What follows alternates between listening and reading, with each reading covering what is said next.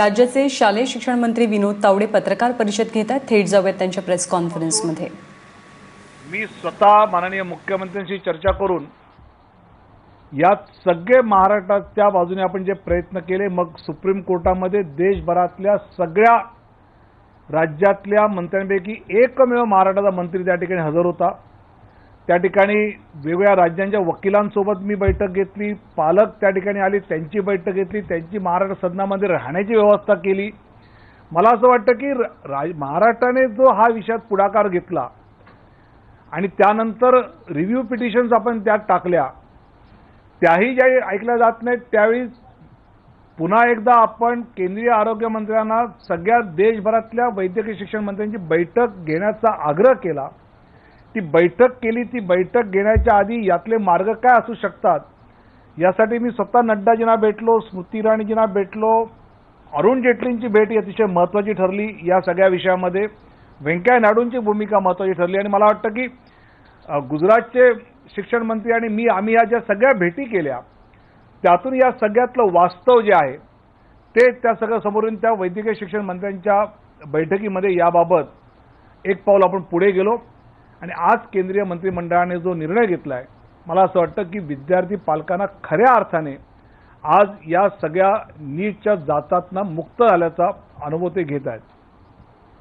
पुढच्या वर्षी काय असणार तर हा निर्णय यावर्षी पुरता आहे, पुढच्या वर्षी नीट येऊ शकते आणि पुढच्या वर्षी नीट येत असताना एक मला तमाम राज्यातल्या लोकांच्या मनातला संभ्रम दूर करायचा आहे की सीबीएसईचं स्टँडर्ड एचएससी बोर्डापेक्षा काहीतरी खूप वरचं आहे. तर एनसीईआरटीने दिलेल्या नियमाप्रमाणे सीबीएसई आणि एचएससीचा अभ्यासक्रम आहे. फरक काय आहे तर एचएससी बोर्डामध्ये एखादा विषय समजा फिजिक्समधला साऊंड हा विषय हा 11वीत घेतला तर त्यातला काही भाग 12वीत पण येतो. पण सीबीएसईमध्ये एकदा साऊंड हा विषय 11वीला पूर्ण संपवला तर तो 12वीला येत नाही. पण परीक्षा होताना महाराष्ट्र 11वीला जे शिकवलंय त्या अभ्यासक्रमावर 12वीला प्रश्न विचारत नाही, पण सीबीएसई मात्र 11वी 12वीला मिळून विचारते. हा परीक्षा पद्धतीतला फरक आहे. त्या 12वीला परीक्षेला बसताना विद्यार्थी सीबीएसईचा दोन्ही वर्षाचा अभ्यास करून बसतो आणि आपला केवळ 12वीचा करतो.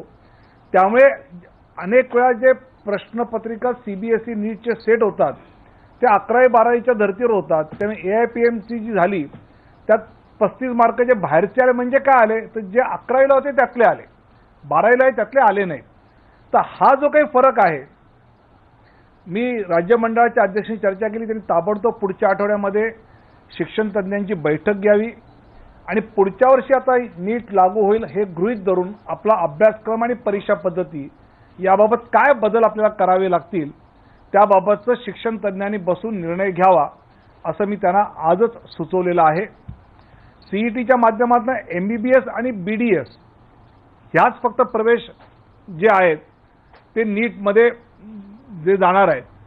पण आपण सीईटी जी घेतलेली आहे त्या सीईटी मधनं आपण बाकी सुद्धा पॅरामेडिकल आणि बाकी कोर्सेसचे प्रवेश करणार आहोत. त्यामुळे ह्या राऊंड्स ज्या दरवर्षीप्रमाणे होतात तशाच प्रवेशाच्या राऊंड्स या येत्या काळामध्ये घेतल्या जातील आणि मला असं वाटतं की राज्यामध्ये शिक्षण विषयामध्ये माननीय सर्वोच्च न्यायालयाच्या निर्णयामुळे जो संभ्रम झाला होता तो आज केंद्रीय मंत्रिमंडळाने घेतलेल्या निर्णयामुळे दूर झाल्याने असा निर्णय घेणं याचा अर्थ हे शासन अतिशय संवेदनशील आहे आणि त्या पद्धतीने हे आपले निर्णय घेत असतं. हे आजच्या निर्णयाने पुन्हा एकदा सिद्ध झालं आणि म्हणून पुन्हा मी एकदा यासाठी प्रयत्न करणाऱ्या सगळ्यांचे आभार मानतो. हे श्रेय कोणा एका व्यक्तीचं, शिक्षण मंत्र्याचं, विनोद तावडेचं नाही, तर ज्यांनी ज्यांनी प्रयत्न केलेले आहेत, कुठल्याही पक्षाचे असो, कुठलेही विद्यार्थी असो, कुठलेही पालक असो, माध्यम आहेत, संपादक आहेत, पत्रकार आहेत, सगळ्यांनी हा विषय अतिशय चांगल्या पद्धतीने मला असं वाटतं देशासमोर आणला आणि त्यात आज आपल्याला हे यश मिळालं.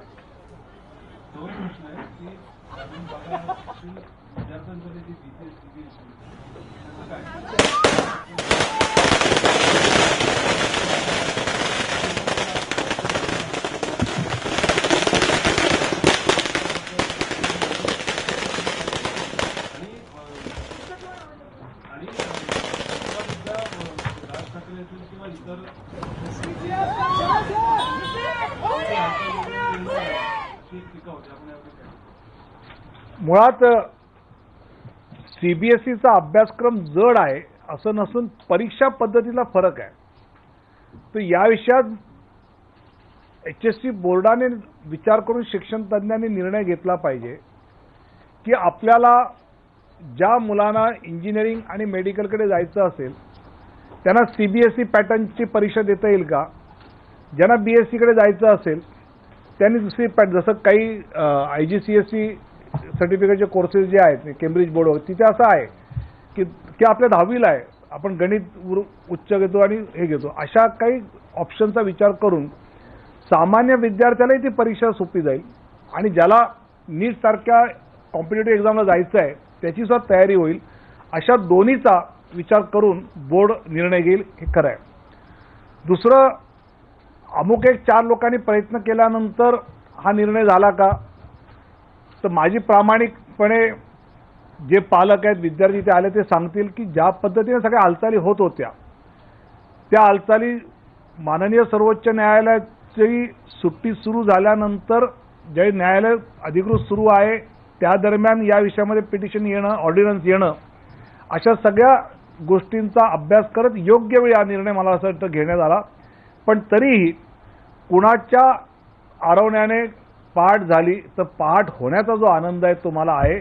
ज्यांना याचं श्रेय घ्यायचं आहे त्यांनी नक्की घेऊ द्या, मला त्यात दुःख काही वाटत नाही. कारण शिक्षण मंत्री म्हणून माझं कर्तव्यच आहे. ते मी केलं तर ते काही नवीन नाही, मला करायलाच पाहिजे. कारण मी दरवेळी म्हणत की जे मला पालक भेटले म्हटलं तुम्ही एका पाल्याचे पालक आहात. मी म्हटलं 4.5 लाख विद्यार्थ्यांचा पालक आहे आणि माझी ती पालकत्वाची भूमिकेतनं मी केलेलं माझं कर्तव्य आहे. आणि बाकीच्या सगळ्यांनी जे काही केलं आहे प्रत्येकाचा यात हातभार आहे, त्यामुळे सगळ्यांचे धन्यवाद मानले. विद्यार्थी जेव्हा परीक्षेला जातो तेव्हा जर का सरकारी कॉलेजमध्ये ऍडमिशन नाही मिळालं तर खासगीचा प्रयत्न केला जातो. असं असताना नीटला त्यांना थांबवलं जावंच लागणार आहे कारण तो ऑप्शन आता ठेवावा लागणार आहे. मुळात माननीय सर्वोच्च न्यायालयामध्ये प्रायव्हेट मेडिकल कॉलेज आणि डीम्ड युनिव्हर्सिटीमध्ये काही ठिकाणी जो भ्रष्टाचार होतो आणि तो कोट्यवधीच होतो. जे प्रायव्हेट मेडिकल कॉलेजला ॲडमिशन घेतात त्यांना माहिती आहे की काही कॉलेजेस वर्षभर आधीच पैसे भरून बुकिंग करून ठेवतात. त्या अशा धनदांडग्या आणि या ठिकाणी जो भ्रष्टाचार फोफावला होता त्याला पायबंद घालण्याचं काम याच्यातनं होतं आहे. आणि त्यामुळे मला असं वाटतं की असे दुःखी होणारे विद्यार्थी कमी असतील. यावर्षी पुढचा विषय मार्गी लागलेला आहे, मात्र पुढच्या वर्षी पुन्हा विषय येईल तेव्हा पुन्हा हा म्हणजे जसं आपण म्हणलं की रिजनल लँग्वेजेसमध्ये त्याचा अभ्यासक्रम नाही आहे किंवा तर आता आपण काही कालबद्ध ठरवणार का की एवढ्या दिवसात हे झालंच पाहिजे कारण की 1 वर्ष काही पार नाही. म्हणून मी म्हणलं मी आजच हा नीटचा अध्यादेशाचा कॅबिनेटचा निर्णय कळल्या मी HSC बोर्डाच्या अध्यक्षांना ताबडतोब फोन करून सांगितलं की तुम्ही पुढच्या आठवड्यात शिक्षण तज्ञ आणि बोर्डाची बैठक बोलवा आणि आपली मुलं ही CBSEच्या लेवलला या वर्षीपासून कशी आणता येईल. खरं म्हणजे जे आता 11वीला जातील त्यांच्यापासून आपण त्यात काही बदल करू शकतो, पण तरीही पुढच्या वर्षभरात ॲडिशनल काही कोचिंग वगैरे असं देऊन आपली जी मुलं आता 12वीला आलेली आहेत कारण त्यांचा अभ्यासक्रम लगेच आता यावर्षी बदलता येणार नाही, पण ॲडिशनल कोचिंग देऊन ॲडिशनल लेक्चर त्यातली काही देऊन त्यांना आपण CBSEच्या नीटच्या लेवलला आणू शकतो का याची सुद्धा विचार त्या बोर्डाच्या माध्यमातून होईल, जो आपण पुढच्या वर्षी इम्प्लिमेंट करू. विशेषतः जे विद्यार्थी मेडिकल आणि या कोर्सेसना जाऊ इच्छितात त्यांच्यासाठी काही स्पेशल कोचिंग हे त्या ठिकाणी उपलब्ध आपण शासनामार्फत करण्याचा विचार करू.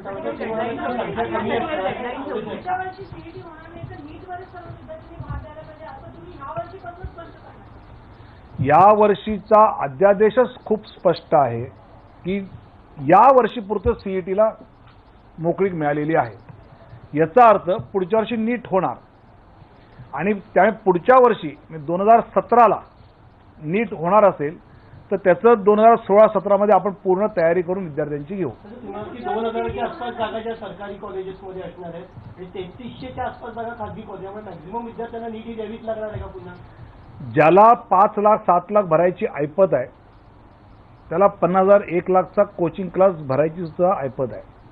जो गरीब ग्रामीण भागातला मुलगा ज्याला 50-55 हजार मध्ये जो शिकतो त्याच्यासाठी आज ही मोठी दिलासा देणारी बातमी आहे. आणि मी मगाशी म्हटलं असतं काही कॉलेजेसचं बुकिंग गेल्या वर्षी झालंच आहे, यावर्षी प्रवेश मिळतच नाही आहेत.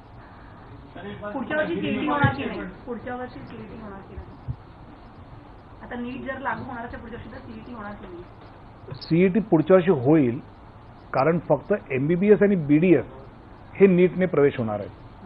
BAMS आहे, फिजिओथेरपी आहे, ऑक्युपेशनल थेरपी आहे, नर्सिंग आहे, ह्या ज्या सगळ्या पॅरामेडिकल किंवा बाकी कोर्सेस आहेत त्यासाठी ही सीईटी घ्यावीच लागणार आहे.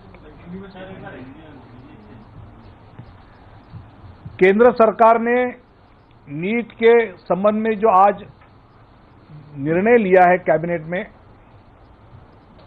मैं आदरणीय प्रधानमंत्री नरेंद्र मोदी तर समाधान व्यक्त केलेलं आहे शिक्षण मंत्र्यांनी आणि त्याचबरोबर पुढच्या वर्षी नीटला सामोरं जावं लागणारच आहे. त्यामुळे एक नियोजित आराखडा बनवणं आणि त्या दृष्टीनं प्रयत्न करणं हे आमचं पुढचं काम असणार आहे असं शिक्षण मंत्री सांगतात.